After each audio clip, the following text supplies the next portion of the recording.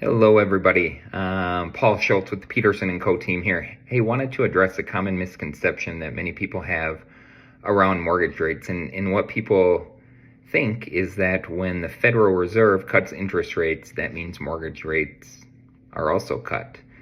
That is actually not accurate. When the Federal Reserve sets the federal funds rate, that really controls and dictates short-term interest rates that banks charge. And that's for things such as credit card, auto loans, home equity lines, not long-term mortgage rates. Mortgage rates have a tendency to follow suit in about a 6 to 12 month lag time.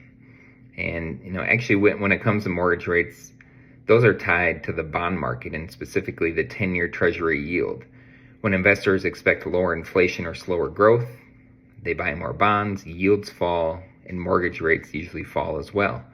When investors fear high inflation or government debt, yields rise, which causes mortgage rates to go up, even if the Fed cuts rates. So even while the Fed is cutting short-term rates, it's still doing what we call quantitative tightening, meaning it's letting bonds roll off its balance sheet instead of reinvesting the proceeds. And really, that's a big deal.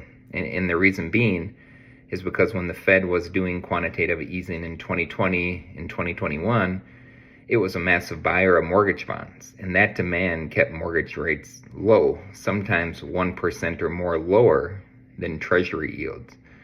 Now the Fed's the opposite right now. It's letting those bonds mature.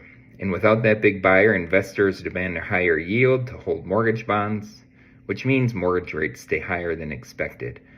So what I'd recommend is that everybody keep an eye on December 1st, because that's when the Fed has indicated they will stop that quantitative tightening.